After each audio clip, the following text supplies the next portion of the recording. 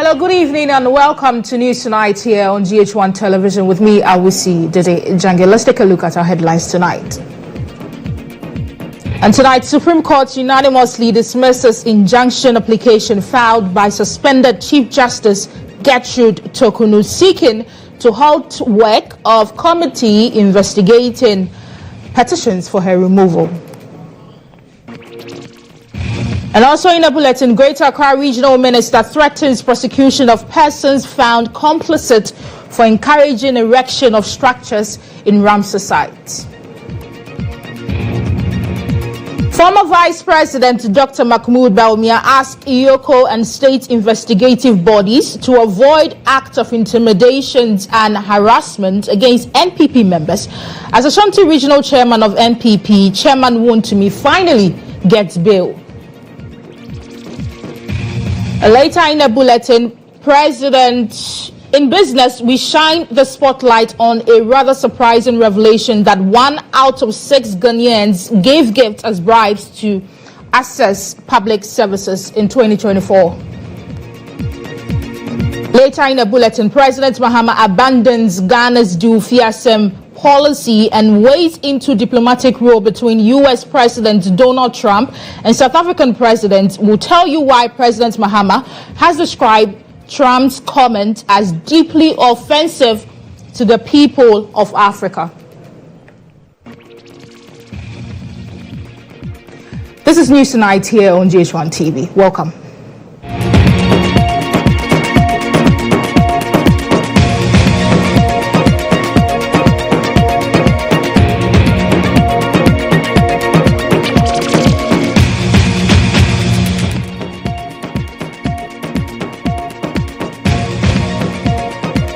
And so our biggest story for tonight on Insight.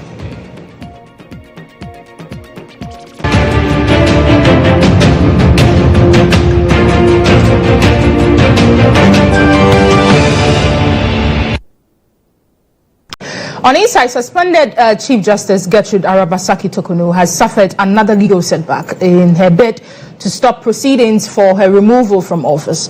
The Supreme Court has, in a unanimous decision, dismissed her injunction application, clearing the way for the committee to continue its work. There is more in this report.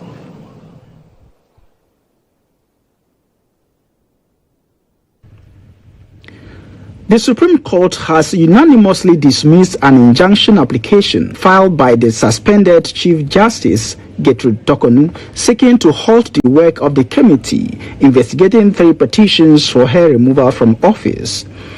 In its ruling delivered on Wednesday, May 28, 2025, a 5-member panel led by Acting Chief Justice Paul Bafoboni found the application lacking in merit. The full written judgment is expected to be published on June 12. Justice Torkornoo had also filed a supplementary affidavit, which was also thrown out by the panel. Her legal team argued that the committee, chaired by Justice Gabriel Paman, was improperly constituted and compromised by potential conflicts of interest. She requested that Justices Paman and Samuel Kwame Adibu Asiedu recuse themselves from all proceedings, citing previous involvement in related cases and potential bias.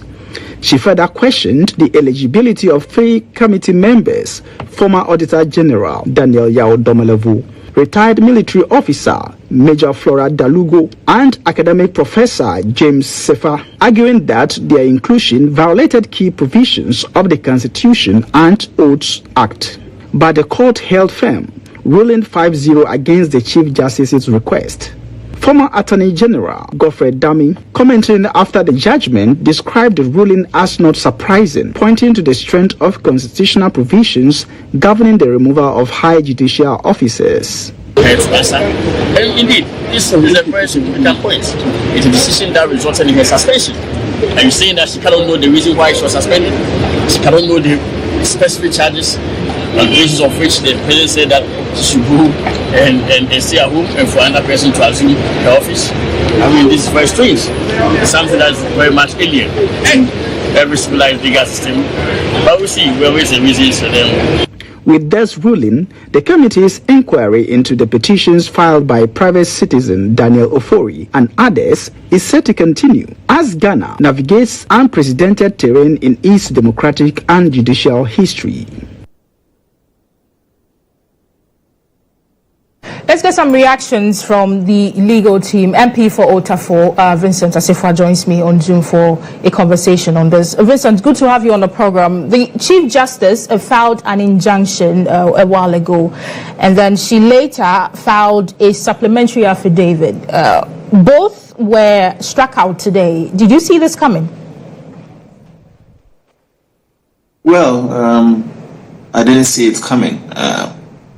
Except to say that when we got to the court, I didn't find it a friendly bench. The initial exchanges was not that friendly, and so it gave an indication that we may not have a good day, and clearly we didn't have a good day. Why do you think? What do you mean by it wasn't friendly? Detail that for us, please.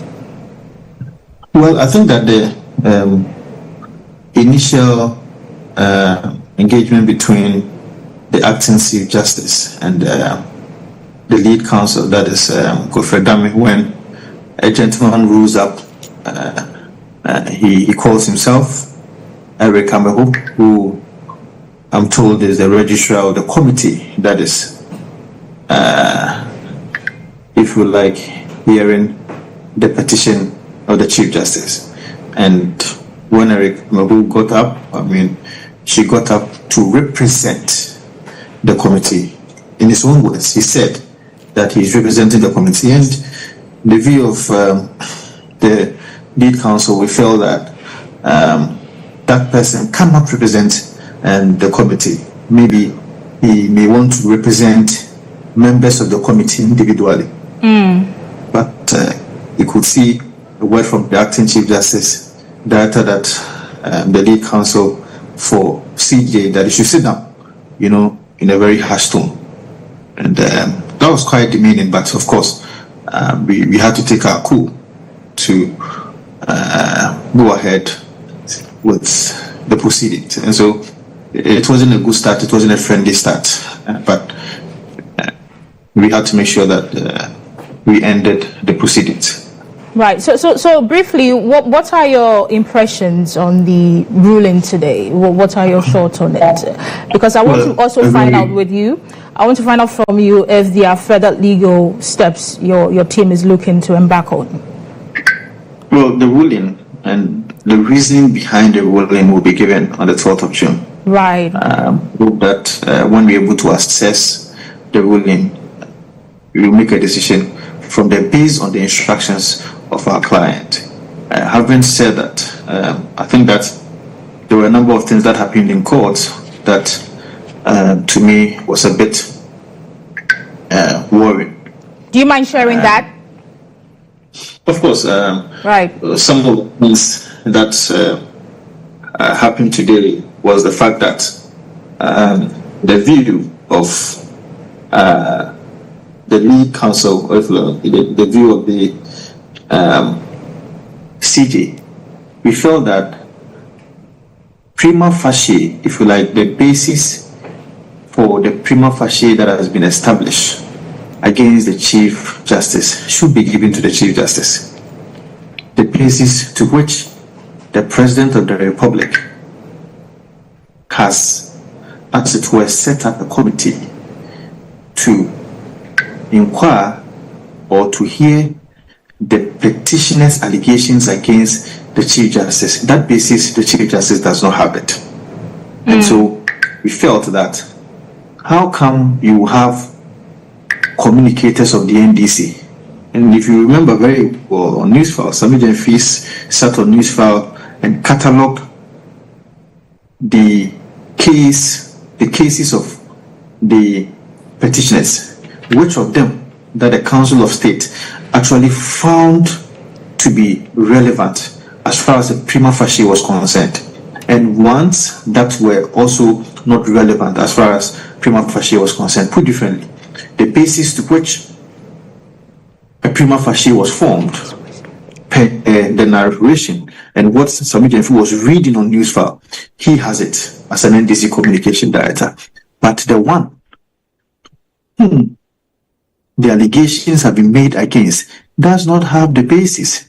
And we came to court that natural justice demands that before you make a decision against me, or even after you make a decision against me, I should be able to know the basis for the decision that you've made against me.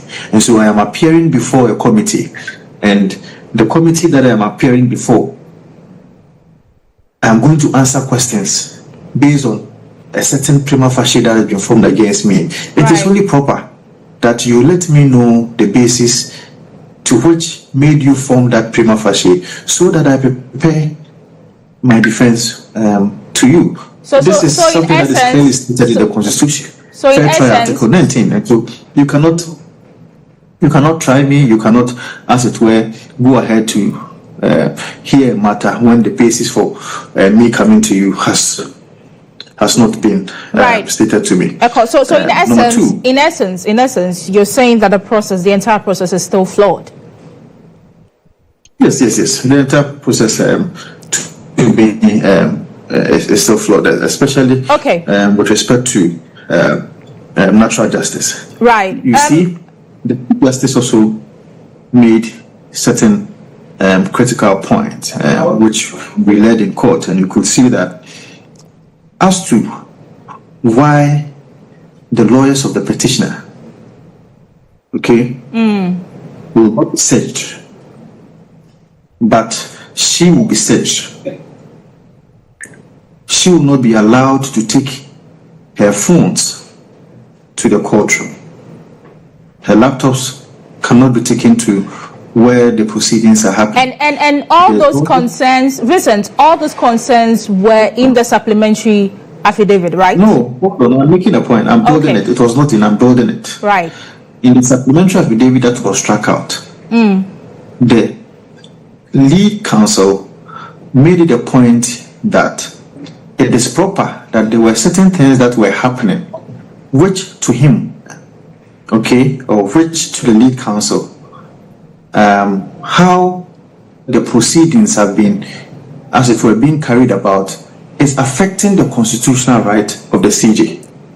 And so, we are bringing it to the Supreme Court to salvage the situation as far as our constitutional right is concerned. So, it cannot be that because the Constitution has said that the proceedings will have to be done in camera, and so if I go to where the proceedings are being held, and somebody puts a gun at me, the Supreme Court is saying that I cannot complain because the proceedings are supposed to be held in camera. Right. The Supreme Court is feeling ignorance as to what is happening because it is supposed to be secretive. It is supposed to be in camera.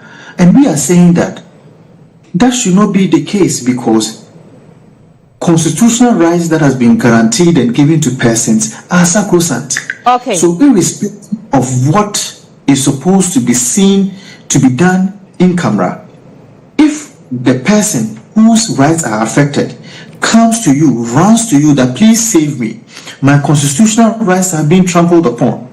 The Supreme Court said we cannot save you because we don't even know what is happening in there. Right. I was expecting that the Supreme Court will allow for some examinations and cross-examinations as to the allegations that have been made, deposed to by the CJ himself. Right. Vincent, because of time, we can't delve deeper into this. But I want to find out from you, you being part of her legal team, you seem to have access to the suspended Chief Justice. How is she taking this? How is she taking this entire process? How is she taking it? Well, as I said, let's wait for the ruling on the 12th of June. As our client, she will give an indication as to how she wants us to carry on with the matter. But, of course, the Constitutional Committee is still sitting. As and when she has to appear before the committee, the legal representation will be done for her. So I don't think that problem at all. All right, thank you so much. Vincent Asifua is the MP of Otafu, and he's also a part of the legal team for the suspended Chief Justice. But let's also have a conversation on this. Former director for the Ghana School of Law, Kweku Ansah-Asare, joins me on the bulletin. Good to have you on the program, sir. We had the former Attorney General who says this is not surprising. We just heard Vincent who says that he didn't see this coming. What do you make of what happened today? Thank you very much, and good evening. The whole thing is very interesting. It's very unusual. Interesting because you have all the legal teams there trying to exchange pleasantries and watching the body language of each other, see who will smile best and all that. Very unusual because you find the head of the judiciary, the Chief Justice, now sitting opposite sides with the 5-member panel constituting the Supreme Court. Very unusual because previously she would have been presiding over such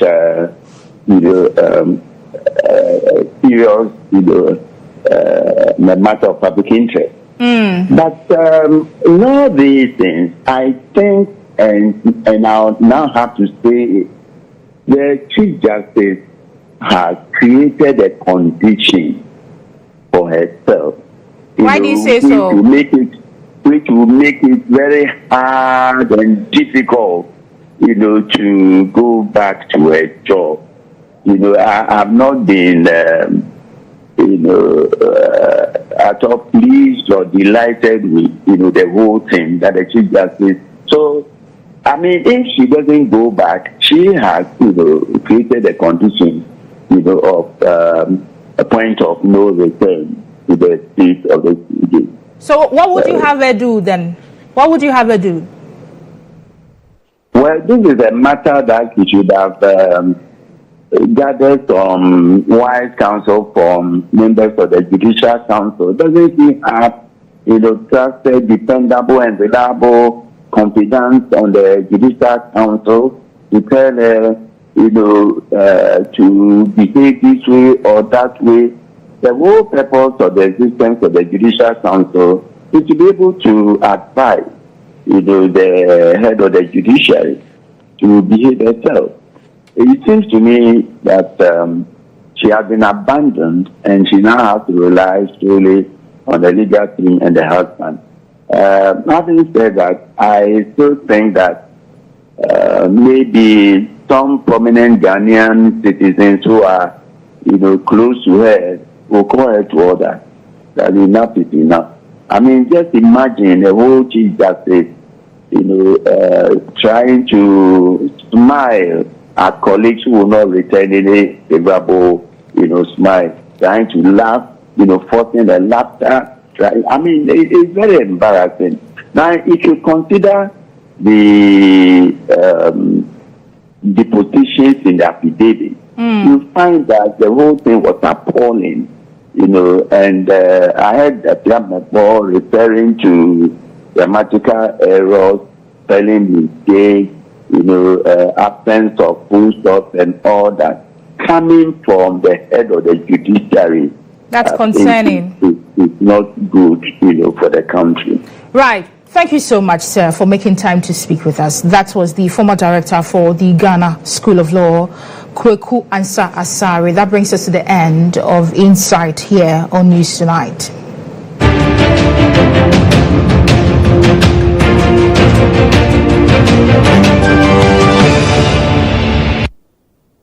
The majority members on the Foreign Affairs Committee of Parliament have announced they will embark on fact-finding mission to Ghana's embassy in Washington, D.C.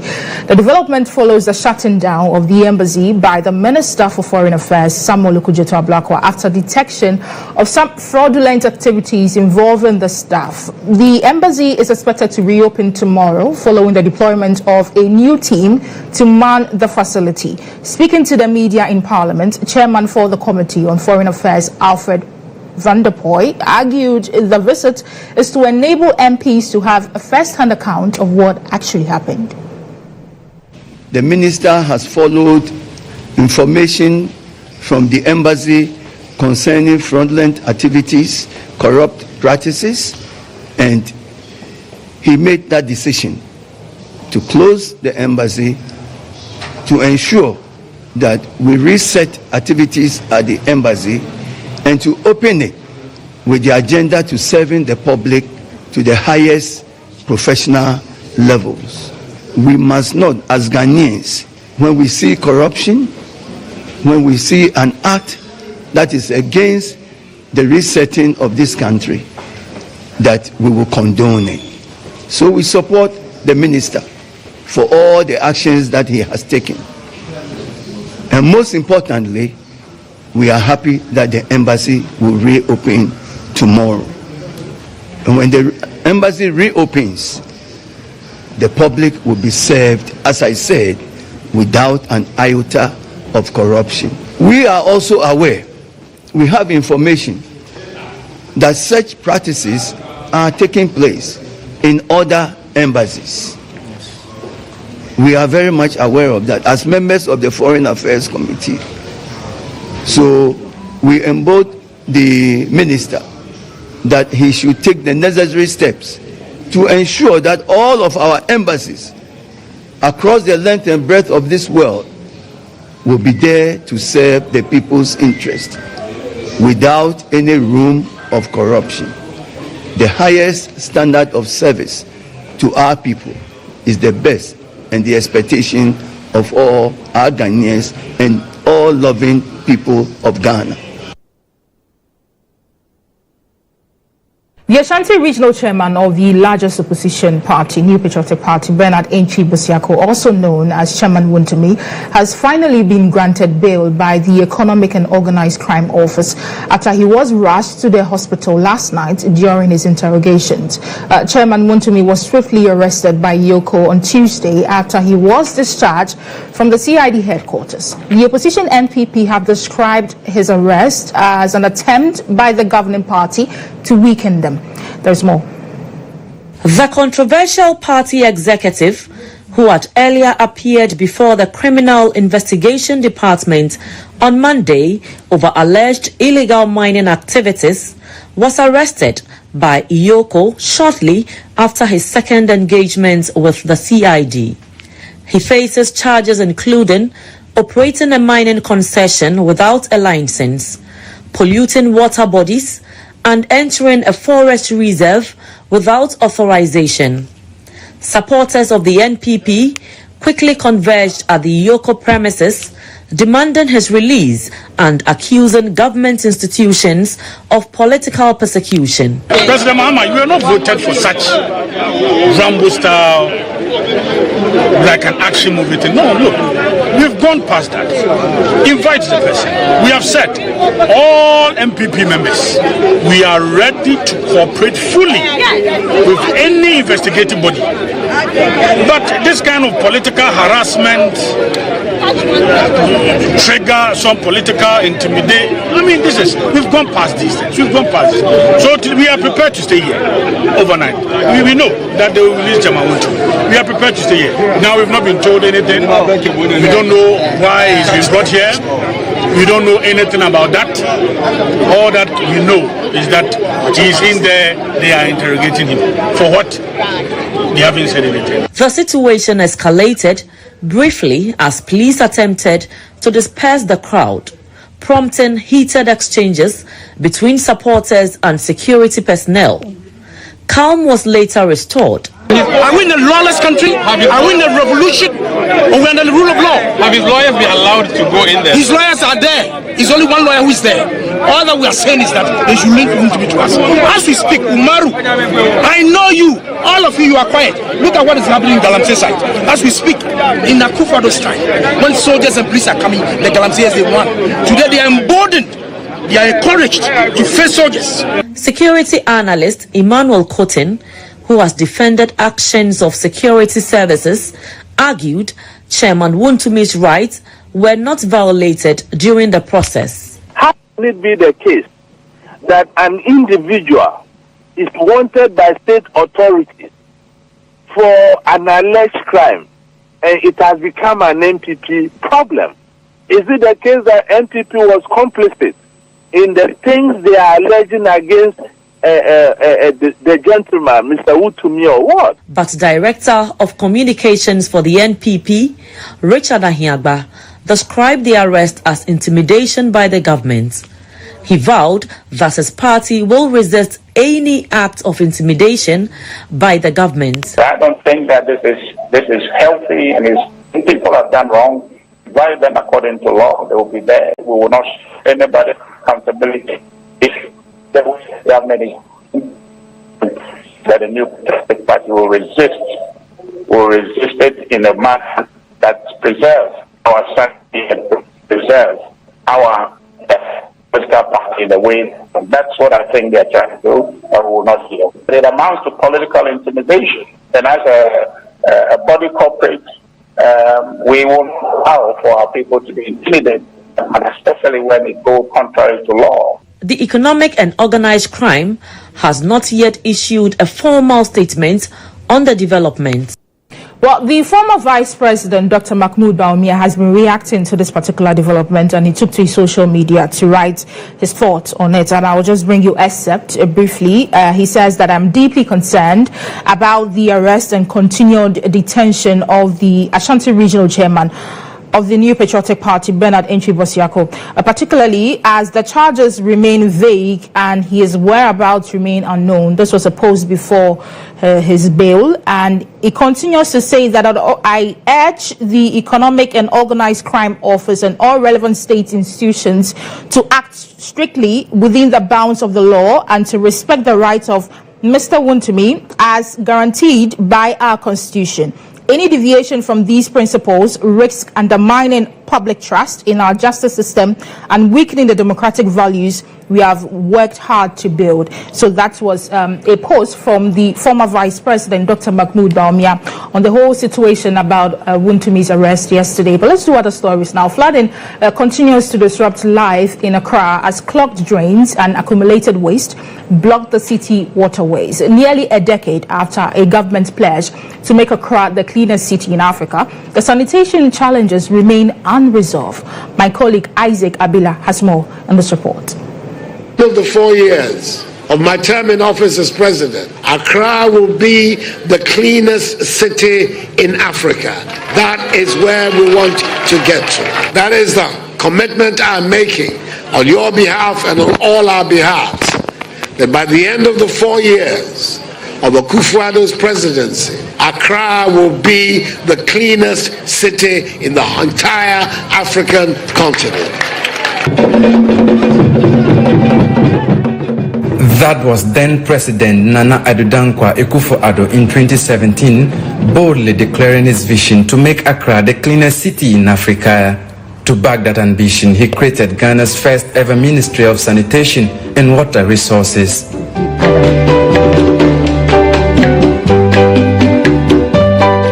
Just months later, on November 13, 2017, the government launched the National Sanitation Campaign, a flagship effort to drive the president's agenda forward. Ministers, chief executives, and chief directors of government departments and agencies will be held accountable for any lapses in the failure to comply with this directive. The heads of departments have 1 week within which to identify and assign these officers.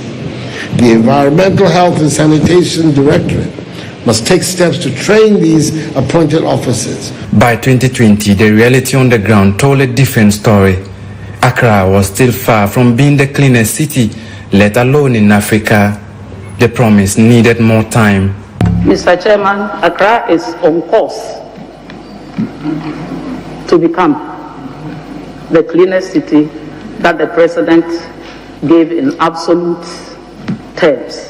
I think we are on course, looking at what we started doing and what I continue from my colleague. On the floor of Parliament, then Sanitation Minister Cecilia Abenadapa revised the timeline, now pledging that Accra would become the cleanest city in Africa by 2024. Fast forward, and not only has that promise gone unmet, but Accra is arguably not even the cleanest city in Ghana. In the twilight of the MPP's administration in 2024, Ghana was hit by a major cholera outbreak, By December 23, 2024, the Ghana Health Service had recorded 4,155 suspected cases and 35 deaths. Less than a month later, on January 21, 2025, the outbreak had spread across 5 regions: Greater Accra, Central, Western, Eastern, and Ashanti, with 5,527 suspected cases and 43 deaths reported. Accra's sanitation crisis has worsened. At the Nima market, mounds of rubbish are scattered across the streets. A suffocating stench rises from the drains, clogged with waste, yet traders continue selling amidst the filth. Rotten vegetables, plastic waste, and discarded food attract swarms of flies. Cooked food is sold just inches away from garbage.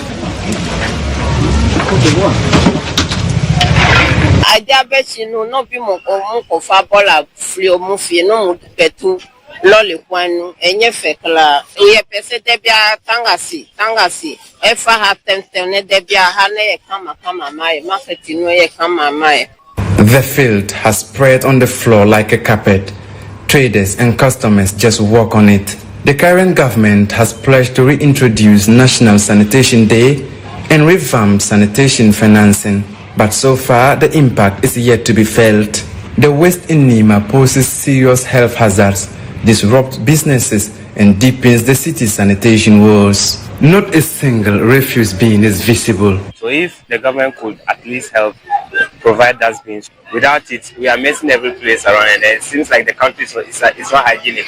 Because if the dustbins are being provided, I think nobody or no reasonable person will just be passing by with the boiler, and then the person will just put it on the floor. Even if the person puts it on the floor, a reasonable person too will come by and then pick it up, put it inside the bin.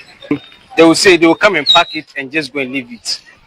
Sometimes so you see the thing will not full. So if the thing is not full, they can't take it because they are checking like if they're taking it, it's empty. They will not make any profit on it. That is why sometimes they leave it at one place up to 3 days. Residents and traders lament the absence of waste bins, which forces them to dump refuse in the middle of the road.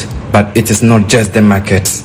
It's been close to a decade after the promise was made to make Accra the cleanest city in Africa. Standing here is surrounded by filth. One must ask, what happened to the promise? I don't think this is coming from only some places and not this particular area. I believe when it rains, people intentionally drop refuse in the gutter because authorities can do more sanitation outrage or public awareness and how we can all help to keep our environment clean. They come with their trucks, these mini trucks with Aboboya also. They come to dispose of the boiler. They come asking people to bring out their boiler and then they send it back. They don't do it. Those close to the gutter, they put it into the gutter.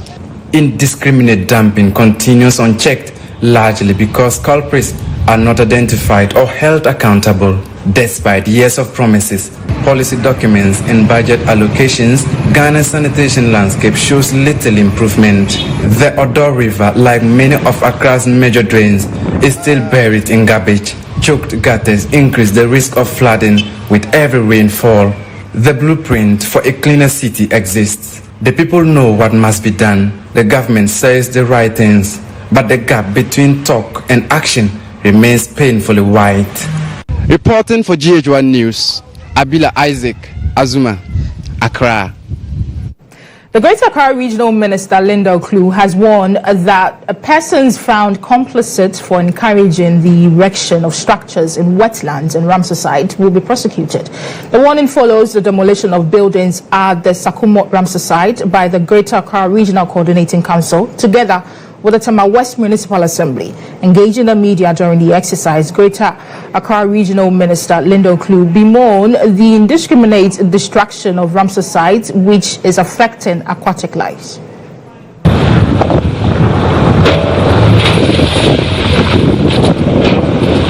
The Sakumo Lagoon, as you see in the background, is just at the tips of the Sakumo Ramsar site, where some structures have been built, affecting the free flow of water whenever it rains. As you see, it's just a stone throw from where I stand at the Ramsar site. The situation has also led to the destruction of aquatic lives.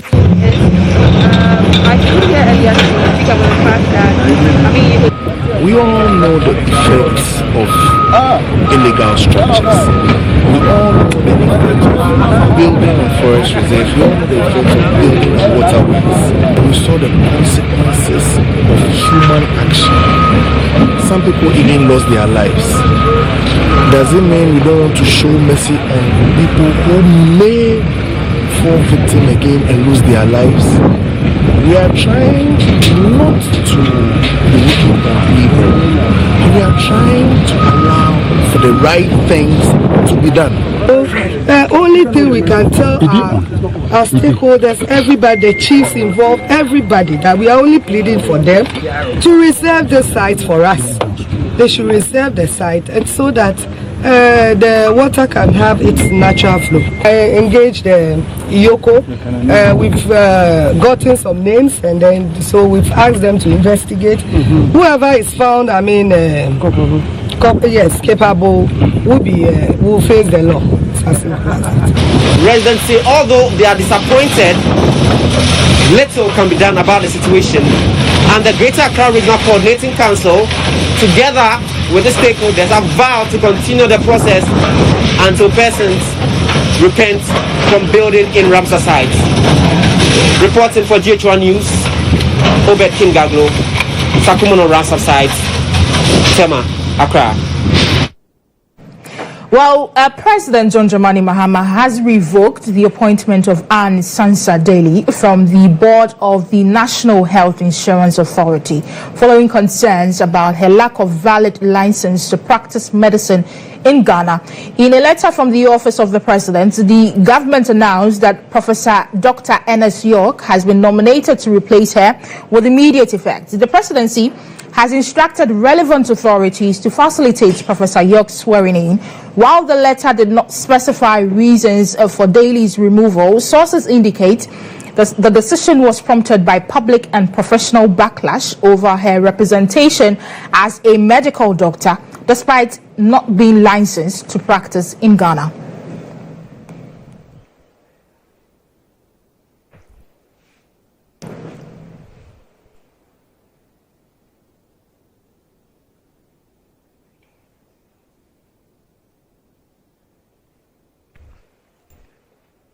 But President Mahama has also openly criticized the U.S. President Donald Trump over his recent comment during South African President Cyril Ramaphosa's visit to the White House last week. Many see this as a departure from Ghana's traditional Dufiasem policy adopted by late former President Professor John Evans Atta Mills in furtherance of the long-standing non-aligned movement status.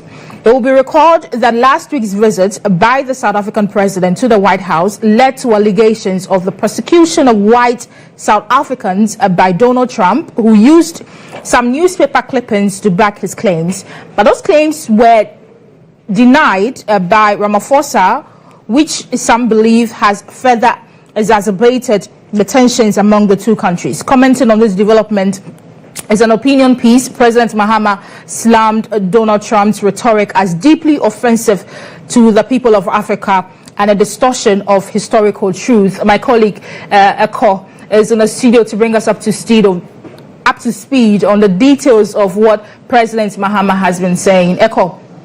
Yeah, so President Mahama has penned down such an article, and here are some of the themes that we have extracted from it. He talks about weaponization of language as he echoes Kenyan writer Ngugi wa Thiong'o to highlight how language can be destructive as physical force when it comes to colonizing and controlling people. Trump's allegations are framed as a continuation of his verbal and ideological supposed violence. Well, the U.S. president's claim of white genocide conflicts with the actual racial persecution and massacres that took place during the 2 centuries of colonization and nearly 50 years of apartheid in South Africa. And he says it's not enough to be affronted by these claims or to casually dismiss them as untruths. These statements are a clear example of how language can be leveraged to extend the effects of previous injustices. Well, President Mahama also recalls moments of continental unity during events like the Sharpeville Massacre and Soweto Uprising. While Ghana and other African nations are in solidarity with South Africa, according to President Mahama, to show how interconnected their fates are. And from President Mahama's article, he quotes, "Because people who looked like us were being subjugated, treated as second-class citizens on their own ancestral land, we had fought our own versions of that same battle." Well, moving on enduring legacies of apartheid, President Mahama underscores that white South Africans, despite being a minority, still control the majority of the country's wealth. He names towns like Kleinfontein and Orania as examples of self-segregation and persistent racial inequality. To quote him from his article, he says, despite making up less than 10% of the population, white South Africans control more than 70% of the nation's wealth. On refuting the white genocide claims, President Mahama challenges the logic behind the genocide narrative, questioning why black South Africans would now seek revenge when they had the chance decades ago to choose reconciliation instead. He points to a younger population that seeks unity and progress and not revenge. Quoting him from his article, he said, had the black South Africans wanted to exact revenge on Afrikaners, surely they would have done so decades ago when the pain of their previous circumstances was so fresh in their minds. President Mahama also cites Desmond Tutu, emphasizing the importance of memory in resisting historical revisionism. Stories passed down through generations serve as a shield against lies and as a tool for empowerment. Let's quote him. He says, memory, however, is long. It courses through the veins of our children and their children. To bring this all together in a strong closing statement, President Mahama contrasts U.S. President Trump's outrage with real ongoing global crisis, from refugees to famine to war and sexual violence, asking readers of the article to focus attention where it truly matters. And he quotes, I quote him, "Our world is in real crisis. Real refugees are being turned away from the borders of the wealthiest nations. Real babies will die because international aid has been abruptly stopped. And real genocides are happening in real time all across the globe." Back to you, Dede. Right. Thank you so much, Ekoboache, for bringing us a excerpt of what the president has been saying with regard to this particular matter. But let's have a conversation on this particular matter. International relations expert, Dr. Ishmael Hovo. Good to have you on the program. What do you make of the president's decision to get involved in this matter? Thank you and good evening to your viewers. I think that it's not out of place that President Mahama will want to take a position on what happened in the White House a few days ago. We should make the point that Ghana does not have a foreign policy of mind your own business. Rather, we have a foreign policy of positive neutrality and non-alignment. That does not mean that you will not take sides, you will not condemn if you think that there's an issue of injustice globally.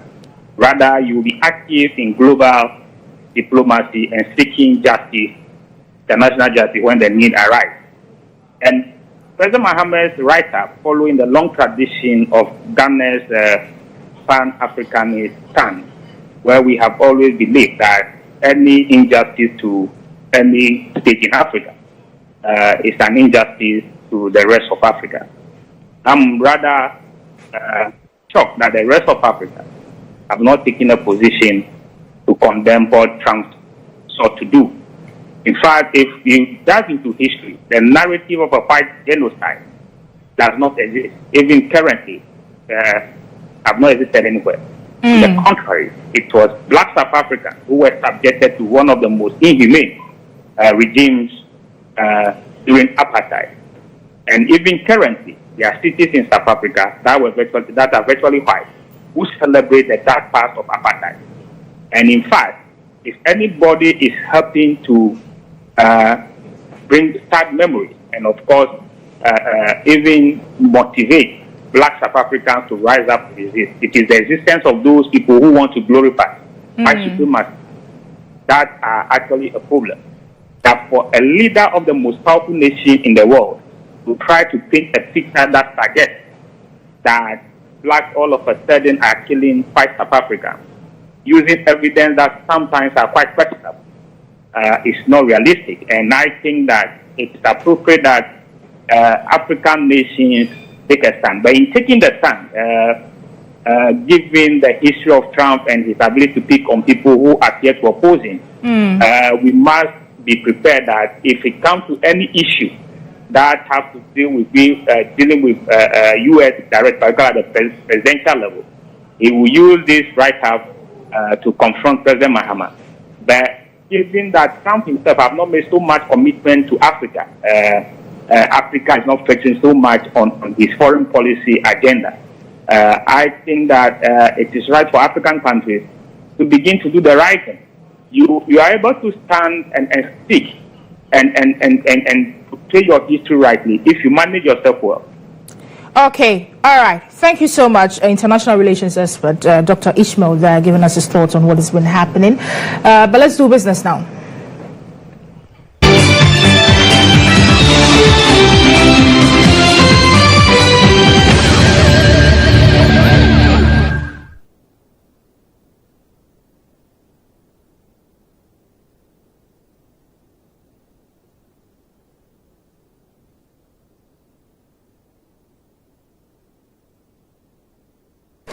Introducing Betway's Bet Influence.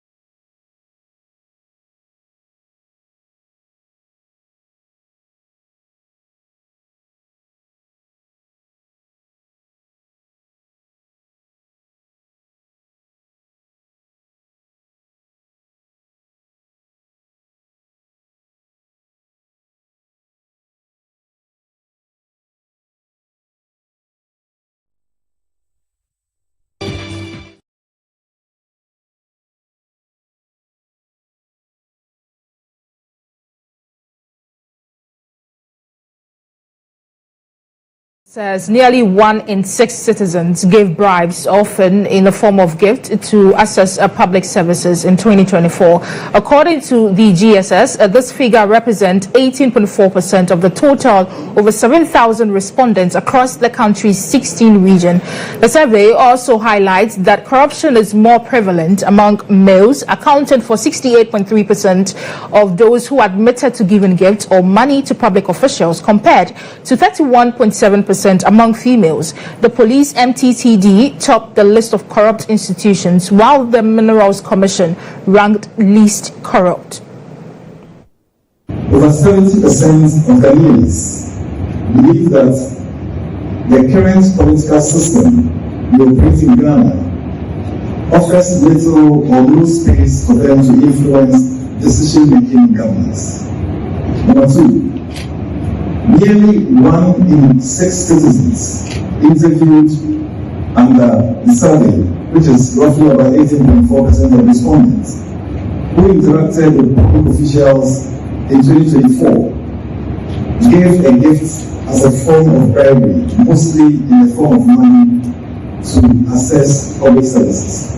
Bribery was more common among males, about 68.3%, than females, about 31.7%. And we need to interrogate this further.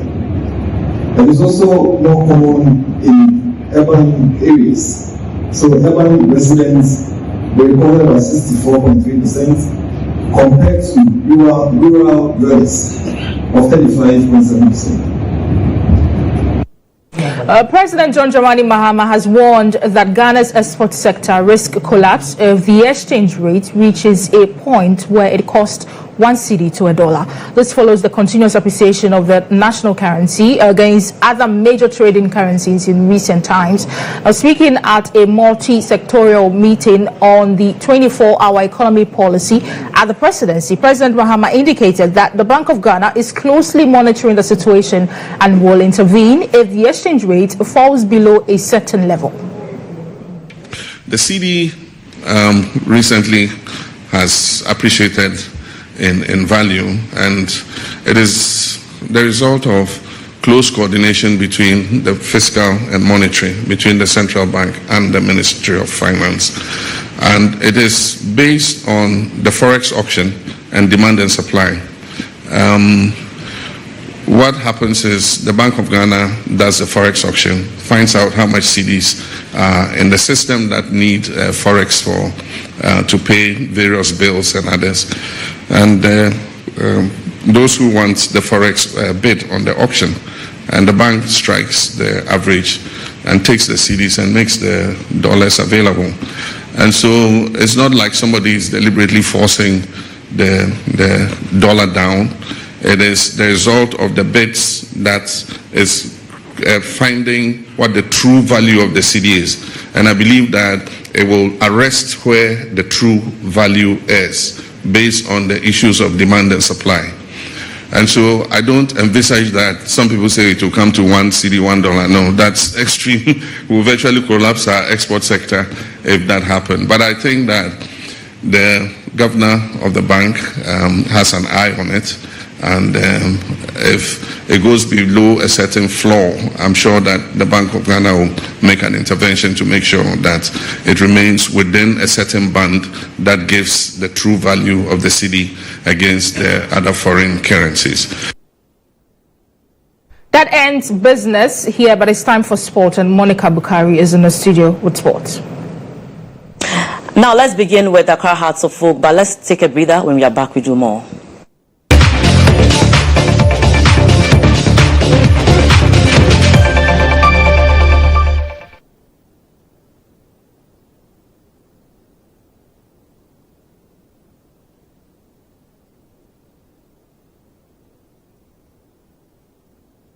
Now let's begin with some women's football, and Oaks FC have secured qualification to the Women's Premier League after thrashing Root Sisters 4-1 in the penultimate game of the GFA Regional Women's Championship. The female team of Accra Hearts of Folk extended their lead at the top of Group A with their 4th win in 4 matches in the ongoing qualification league. The Phobians wasted no time in establishing their intention after Fatih Ibrahim curled home from a free kick in the 8th minute. Victoria Yeboah doubled the lead 9 minutes later after meeting an Amanda Mills cross at the far end. Mills went from providing to scorer following a previous dominance from Oaks ladies, putting the game beyond Root Sisters before the halftime break. Well, that's this for sports, but Awisi Dede, it's quite unfortunate. You know, we are playing the Unity Cup in the GTEC Stadium in London. Wow. The Black Stars are currently down by 2-0. Nigeria, the Super Eagles, are leading by 2 goals. Oh, that's disappointing. Yeah. But that's a great test for us anyway. Right. Thank you so much, Monica, for bringing us sports news. We'll be back after this break.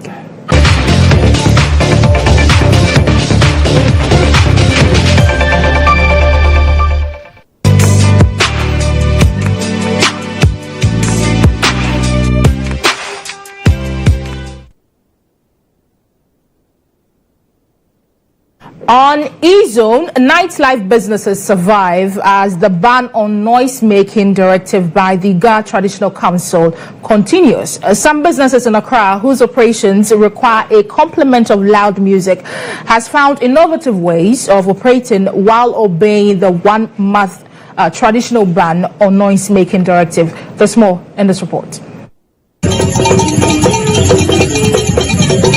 Tradition influences every aspect of our daily lives, and so when the Ga Traditional Council announced a ban on all forms of noise making, same was suspected. It is not just the beating of drums at the church that had to change. Businesses like pubs, clubs, restaurants, among others, whose services are solely complemented by loud music, had to take a similar hit. The ban on noise making is a tradition amongst the Ga people to observe silence and serenity ahead of the annual Homowa festival, which celebrates unity, resilience, and gratitude for a bountiful harvest. The Traditional Council, on 12 May 2025, had banned various forms of noise making in some parts of the Accra metropolis. But for businesses like pubs, clubs, restaurants, among others, whose services are solely complemented by loud music, one will wonder how they are faring in this state of observing this beautiful culture. At another time of the year, these streets would usually be buzzing with music, laughter, and nightlife. But with the ban on noise making by the Ga Traditional Council in full effect, the sound of silence is what dominates. While some residents appreciate the calmness, for business owners, it's more than just quiet. It's a hit to their bottom line. It is affecting our business because some people, it's music that encourages them to take more drinks. So when they come in, they see that there is no